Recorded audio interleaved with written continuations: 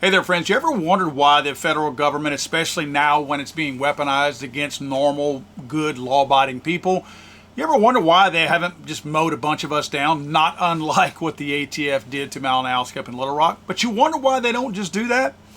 I'll tell you why. There's an act called the Posse Comitatus Act that has essentially protected us at least for the last 4 years. First, guys, go check out my friends Attorneys on Retainer. These guys are not an insurance company as far as carry insurance for your firearm. These are legitimate attorneys who are just what they say. They're on retainer. These guys are ready to answer your call. When you do call, there is an on-call attorney who will take your call. So in the event you have to use your firearm, you are not dancing around with some $12 an hour phone clerk who doesn't know anything about law and doesn't know what it takes to protect you. You will be met with an attorney on the other line. Sign up now with my friends Attorneys on Retainer for optimum protection, and in the unlikely event you have to draw your carry firearm in self-defense, use my code FTATF and receive $50 off your individual sign-up fee. That's Attorneys on Retainer. Guys, remember Ron Paul, the dad of Rand Paul? This guy was ahead of his time as far as knowing the freedom that we were looking for when our founders established the United States. Again, ahead of his time because people thought he was crazy back when he was saying these things. Oh, this will never happen to us. Again, looks like he was ahead of his time. He said this week. U.S. military now is authorized to kill Americans on U.S. soil. That can't be possible. Yeah. This would open up the door for the careless use, and if more frequent and legal. It'll be legal now, so nobody will have to worry about that. Send in the troops. We need you to shoot a couple of these people. Yeah. They're opposing our policies. They're demonstrating against COVID rules. There's something they'll come up with. So I think it's very, very dangerous. What he's talking about is a brand new directive that was released a couple of weeks ago, the DoD intelligence and intelligence-related activities and defense intelligence component assistance to law enforcement agencies and other civil authorities. Now, it's a big word salad, kind of like what Kamala Harris would deliver to us, but the main things you want to look at is DoD and assistance to law enforcement and agencies and other civil authorities. I'm not going to bore you with all of the details, but I want to point out some of the things that you need to be aware of, like no Department of Defense civilian employee or member of the armed forces will engage in or conspire to engage in assassination. That's kind of an odd thing to include, wouldn't you think? I mean, wouldn't you think that was already a thing? Oh, let's make sure that none of our people are going off assassinating people. By the way, completely unrelated, have you noticed all the assassination attempts against Donald Trump? Just saying. Really, really odd and coincidental. And it continues further down. You're going to see this section does not apply to defense intelligence component assistance concerning the protection of the president, vice president, and other designated dignitaries. Very odd that they're including this kind of wording right in the middle of all the questioning about the Secret Service and the protections afforded to President, Vice President, and again, dignitaries like Donald Trump. Very strange that this wording is suddenly being called up to be included in some of these things. But that's not the real story. That's just the stuff that really made the hair rise up on the back of my neck as I was reading through this. Here's the stuff that will really make you crazy. Under section 3.2, remember that because they do refer back to 3.2, permissible assistance. Go down to number 3, providing specialized equipment, technical knowledge, or assistance of expert personnel for use by any federal department or agency, or, this is the big deal, when lives are endangered to support state and local law enforcement agencies. Guys, that's super important to remember. I want to draw your attention to the part where it says when lives are in danger. I used to work for a Fortune 500 company.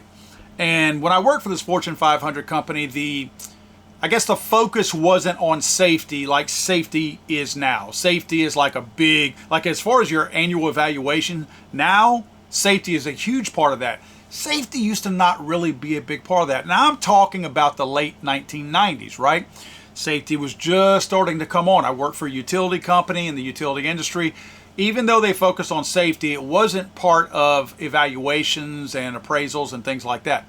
So it was just now getting involved. And what happened was, if you needed or wanted something done, and it didn't fit within the budget, okay, it was going to get denied. However, because safety had become such a big buzzword, as long as you could somehow wrap safety around it, you were going to get your way. Like if there was red carpet in the elevator and you thought blue carpet would look better, you could say, now after they've told you already they don't have it in the budget to put the blue carpet in there, you could say, the red carpet is a distraction and I feel like it provides an unsafe environment when people are getting on or getting off the elevator.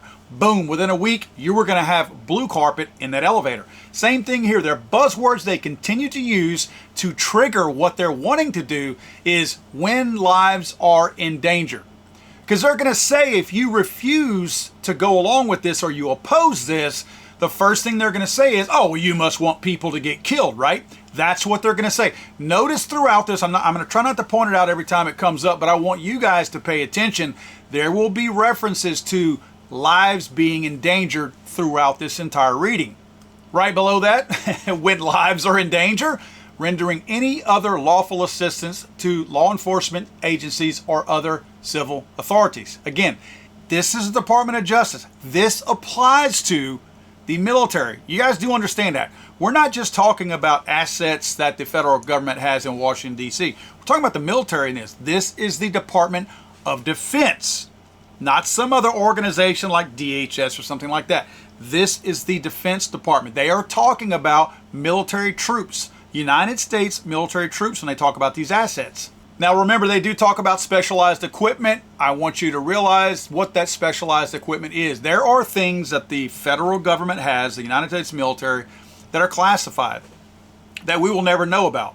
Now, I'm supposing here, I'm simply saying this to give you ideas. I'm not saying I know of such a thing, but you know how they talk about and I forget what type of gun, they call it the heart attack gun, right? The heart attack gun where you can make a diplomat or somebody from another country, the assassins that we go out and kill. Don't believe them when they say we don't do this, but that you can aim it at somebody and make them have a heart attack. Again, I have no proof that thing exists. I'm giving you an example of the type of technology that we don't know about, but we know some of these things like this exist. They're going to allow these federal agencies in the military to use those things against civilians in the United States based on this. Now, the directive goes on and it says that Secretary of Defense will have certain levels of approval. Look at number 1. The Secretary of Defense may approve any type of request of permissible assistance described in paragraph 3.2. You do realize in legal speak what may approve means, right? It's not must approve. If they had used the word must, it would mean anytime you did something using federal troops against civilians, that you would have to get their approval from the Secretary of Defense. But it's saying may approve. Guys, this is meant to give the average American citizen fake approval, false comfort, if you will, that, oh, well, it says in here that they have to get approval. No, it says they may get approval. So don't fall for that. This is simply to make you feel good and be okay with this so that you can move on with it. This is the kind of stuff that most people are not going to read into.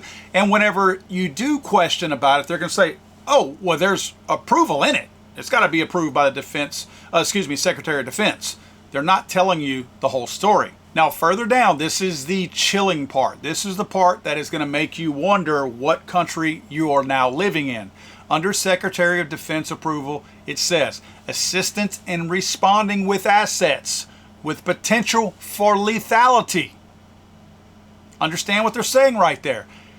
Assistance in responding with assets with potential for lethality, meaning that if we need to use our military to kill civilians, that's exactly what this is from the Department of Defense, and they're talking about lethality. There is no other meaning for lethality rather than dead person. That's what that means. Let me continue. Or any situation in which it is reasonably foreseeable that providing the requested assistance may involve the use of force that is likely to result in lethal force, which means you die, including death or serious bodily injury. You see that, right? Potential for lethality and use of force that is likely to result in lethal force, including death. That should send a chill up your spine. This directive that the DoD put out, giving themselves permission to kill you, is in writing. Now, to go on further, talk about the technology that I mentioned earlier, this is part of this thing that you really need to understand. Look at number D, provision or use of DoD unmanned systems in the United States, except as delegated by the Secretary of Defense. You know what that unmanned system is, right? That's drones. So this is giving the Department of Defense giving themselves permission to use unmanned drones against citizens of the United States. Now, focusing back on when lives are at stake, exigent circumstances. When a person's life or physical safety is reasonably believed, now reasonably, notice that word, very subjective term there, believed to be in imminent danger, imminent being another subjective term. In other words, that's somebody's opinion that it's reasonably or imminent danger. So when a person's life or physical safety is reasonably believed to be in imminent danger and time does not permit a defense intelligence component head to obtain approval, then you can just go on and do what you want. This is just like a red flag gun law where they say, oh, it includes due process. We talk about that on the red flag gun laws side. Whenever they originally came out with red flag gun laws, we said, well, they're wanting to take your guns away from you and then you get your day in court. That's just the opposite of what it should be. So they created a new red flag gun law that also included due process. So there was a red flag gun law A and a red flag gun law B. A included due process, where they thought you were a threat, then they could petition the court with your involvement in it and determine whether or not your guns needed to be confiscated. However, if they thought you were a real threat, a super duper threat, there was red flag gun law B, which meant they didn't have to inform you. They could kick your door down at 2 a.m. in the morning, put one in your noggin, and take all your guns from you. After that, then you got your day in court, so there was no due process. But that was their way of saying, oh, our bill includes due process. Well, it did, just not in every aspect of the red flag gun law. Well, that's what they're saying here. They're going to tell you that they have built in here where the head of the Department of Defense has to approve the use of these assets to essentially kill Americans. But when a person's life or physical safety is reasonably believed to be in imminent danger, they don't have to. So they're going to tell you, oh yeah, we include the DoD head. They got to approve this. That's in there. Well, it is in there, but not for everything. There's an exception. The exception means that they don't have to. So this is their way to make you feel good about something by telling you, if you just casually ask them, yeah, man, you got to have approval. Well, again, that's on killing Americans A. On killing Americans B, if you think because it might be an imminent danger to somebody or reasonably believe that, you don't need approval. Oh, but there's a reporting process, so that's going to keep everybody in line, right? So we're going to report the death that we just dealt out to Americans. The Defense Intelligence Component will immediately report the details of the assistance to the USD or to the Secretary of Defense as appropriate. Defense Intelligence assistance may not continue for longer than 72 hours with the approval. So you can mow down Americans for a few days before you actually have to have real approval. So if you think there's that imminent threat out there, as long as you shut it down within a few days and then get approval to continue your slaughter, you're good to go. No harm, no foul, right? Again, the Defense Department is giving themselves permission to do this.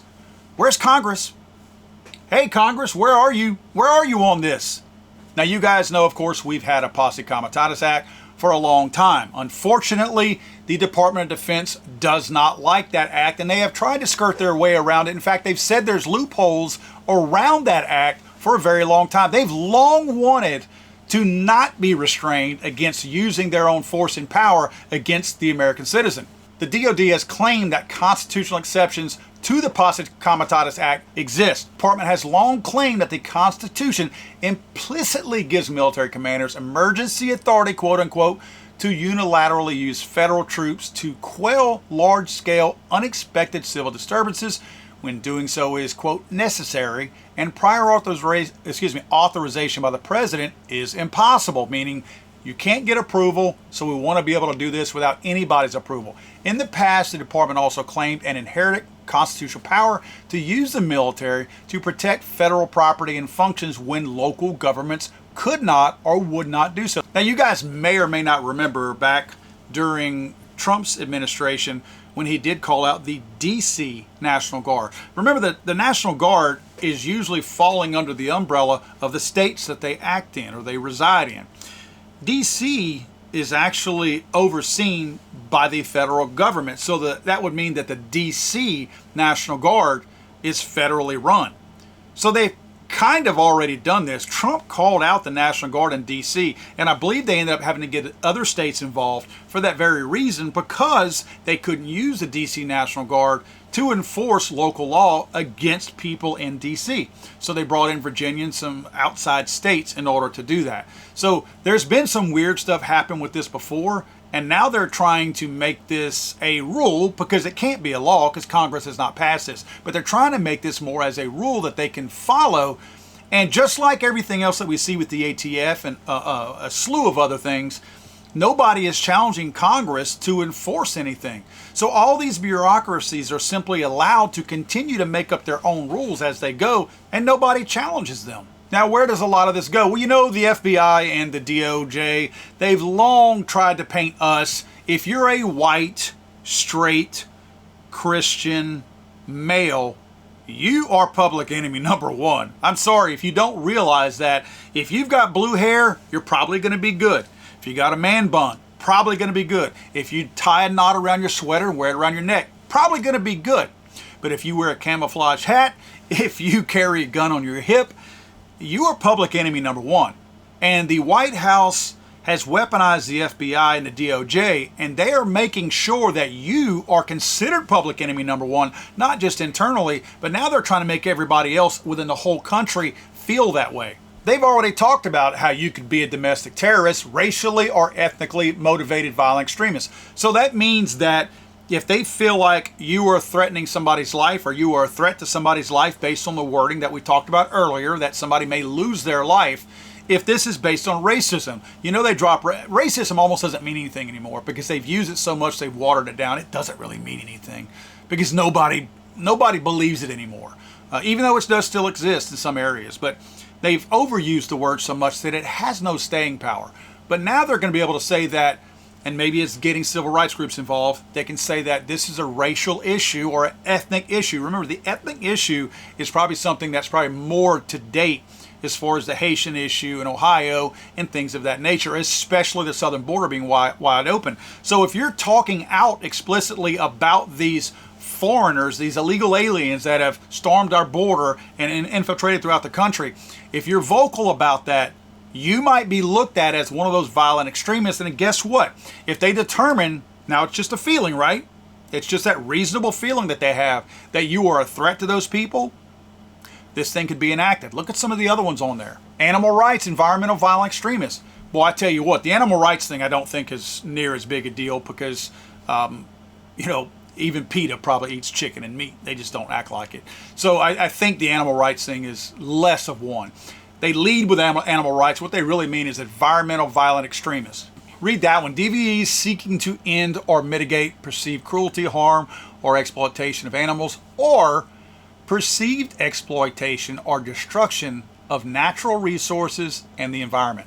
So they can take this hoax that they have concocted now and say that you are a violent extremist, and because of what you are doing to the environment, get this, we have reasonable reasons to believe people could lose their life as a result of that. You think I'm lying? You don't think these people have really good, well-paid attorneys that will twist and take all these words like this through some kind of a directive like this from the DOD and make it benefit them? Because guess what? They put it in there, nobody fought back, and now it's in there and it's considered, that's the law of the land now, even though we know it's not. They're going to include these things, and once they stay in place for so long, they're going to go, those things have always been in place like that. abortion-related violent extremists. So here again, we've already seen where they have locked people up for simply peacefully protesting outside abortion clinics. So now you're going to see that get used more and more, and you might see, instead of people just getting arrested, something a whole lot worse happen to them. This middle one right here, this is where most of us are going to fall. Anti-government, anti-authority, violent extremists. Look at that. You don't think we're going to fall in that? You don't think most of us are going to fall right in that center column right there? So now, because we are gun owners, they're going to have reasonable reason to think that you are a threat. Why? Not because you talk like you're a threat or act like you're a threat. You have a gun on you.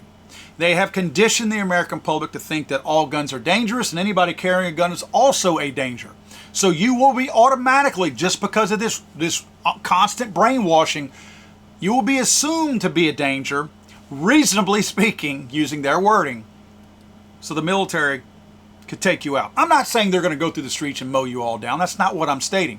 What I'm saying is they are providing the wording and laying down the groundwork to allow the military to get away with murdering Americans inside the United States. Remember, they've already put all these lists out, everything from saying if you mention something about Second Amendment or any of the other stuff that they've talked about, even having the American flag, if you have the Betsy Ross flag, somehow or another, that being an integral part of our history, somehow makes you a militia violent extremist. That's what I'm talking about, guys. And the White House is no stranger to this either. Fact sheet, National Strategy for Countering Domestic Terrorism. And they go through a litany of things that they talk about, saying the same exact things, talking about us being the real danger in America. So this came out a couple of weeks ago, and this should frighten a lot of people because nobody's pushing back. All of your congressmen and senators, not a word coming out of them. Not a word. Have you seen anything? You realize how hard I had to dig just to find information on this on the internet? But it's out there. I mean, I'll provide the links below on the government's own website where they talk about this. So you can go vet this out yourself and see that the government is hell-bent on being able to put lead in your head. And we should all be worried about this because this has been something that we have been protected from for centuries. And now, with the swipe of a pen, they're trying to make it all go away. And again, Congress is AWOL, silent. I don't understand the point that you're making. God save the Queen, man. I'm sorry, I thought this was America.